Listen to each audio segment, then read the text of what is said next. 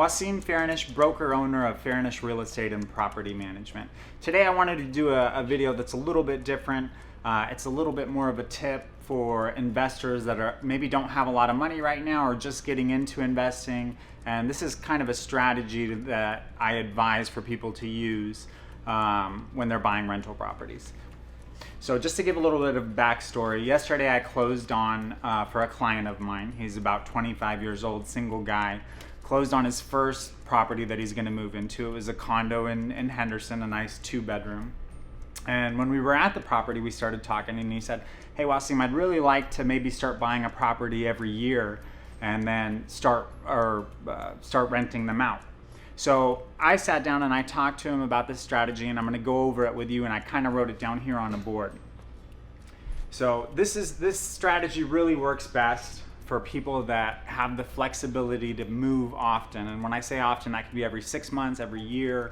So it's tougher for somebody like me that's got a wife and kids at home. So it's hard for me to just pack up and take everybody and go. But I wrote it down here on my board. So, and this one is really specific even. So I started the first example with his property specifically. So you'll see here, I've got the houses right here on the purchase price. So he purchased a property at $195,000. Okay, it's a 2-bedroom condo. He bought it at $195,000.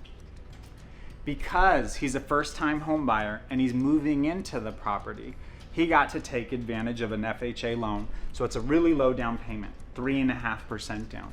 So on $195,000, he put down $6,800. Okay, so that's his down payment. If you go down here to the monthly payment, you'll see at a 15-year loan, his monthly payment is $1,150.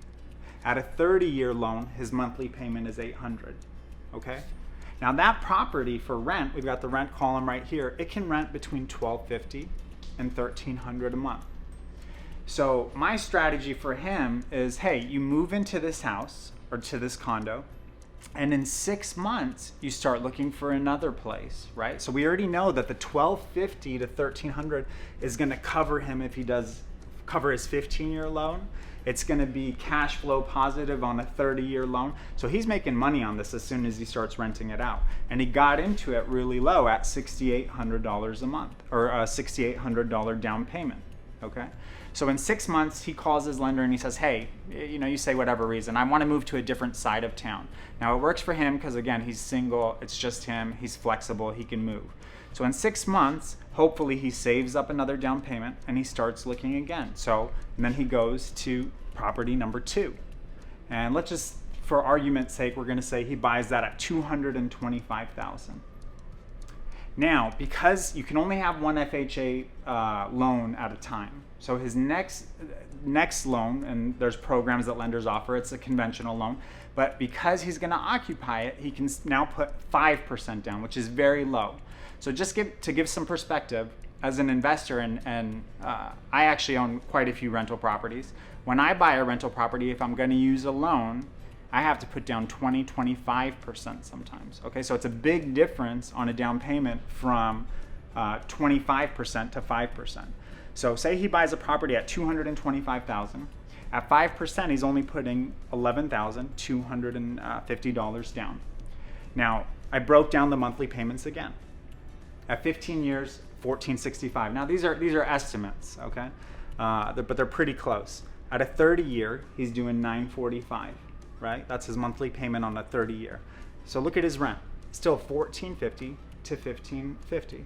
Now it's getting tough for him to cover that 15-year, but it still can, but it's tougher. But he can still do the 30-year, and you'll see he's super cash flow positive on a 30-year.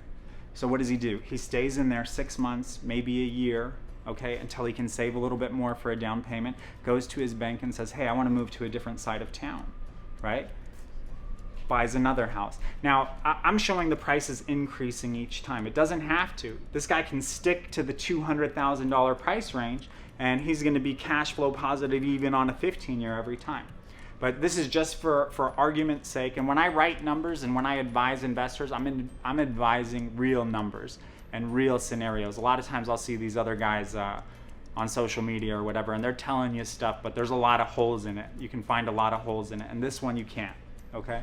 So he goes to property number 3 after say a year, okay?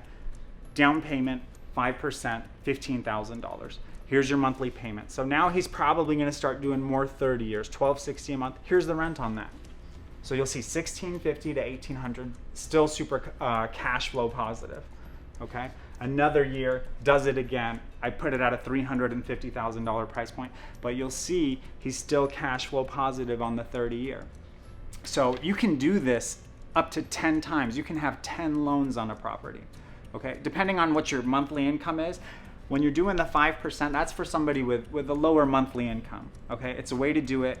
Everybody, I hope, can save $15,000 in a year. If you can't, I'm gonna do a different video on that, but I can't help you right now. But everybody should be able to save that in about a year, okay? Especially one person that's working. So you can do this 10 times.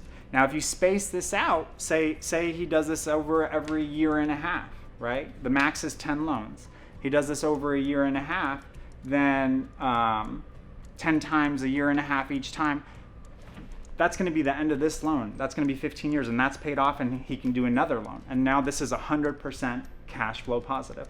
So this is a really good strategy for investors to use, and that way you're building assets really quickly. Before you know it, if you're doing 10 properties, a property every year, you've got 10 properties that are cash flow positive and that are appreciating. And just to give some more perspective, I mean, if you look at this with the way the market's been and look at the market over the last 15 or 20 or 30 years, it's safe to say that this guy saves these properties for 10 years or keeps building them.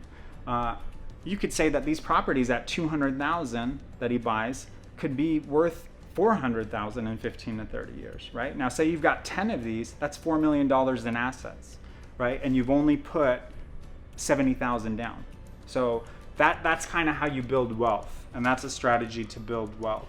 So if you want to get a little bit more creative, and this strategy I really like, but it's not for everybody, is you can do this same system with multifamily properties, right? So say I'm a buyer and I'm looking for a fourplex. I go to the lender and say, hey, I want to buy a fourplex. I'm gonna live in one of the units, but I'm gonna rent out the other 3. Okay, so this is really cool. So right away you're moving into a house and you're getting rental income. And you can still do it with the same down payments. If it's your first property that you're living in, and you can do it with a 3.5% FHA if it's your first FHA. If you still have a loan out there that's an FHA, then you can do the 5% conventional. But just to show you the numbers on that one, $350,000. And we're gonna draw this one a little bit different because it's got 4 units. So I got 1, 2, 3, 4, okay? My down payment on that, and I'm gonna go on the higher side on a 5%, $17,500. Okay, that's for the 5% conventional. My 30-year payment on that is gonna be about $1,470. Okay, but what's cool here is I'm only living in one of the units. I'm renting out the other 3. A fourplex, 2 bedroom units can rent between $850 and $900. So say $900 a unit times 3, we've got $2,700. So I'm living in one, so I'm living for free. I'm collecting $2,700, so I'm cash flow positive about $1,300. So this is, I think, if you can find a multi-unit that you actually want to live in, that's a great way to start being an investor and start quick. And then you can repeat that process too. You can move out of one and then move into another. The reason why I wanted to do a video like this that's a little bit different than videos I've done is this is not stuff that we're learning in school. A lot of parents don't teach this. My parents know a little bit about real estate, so they were telling me some stuff, but a lot of stuff I learned here doing the work, being a real estate agent for 10 years. But it's a great system. It definitely works. The numbers that I'm using are really conservative because I want to show you that it works. Part of what I don't like about other videos I see on YouTube and other real estate gurus that talk, a lot of the stuff that they say, 99% of people can't do it because they don't have the know-how, they don't have the cash. It's really detailed and difficult, and you've got to give 110% to make gains like that, but this is just buying a house, moving into it, and living in it. So everybody does this, right? Or everybody should do this. So for more videos like this, make sure to subscribe to my YouTube channel. I want to start coming out with some more interesting topics that are geared towards investors or first-time investors.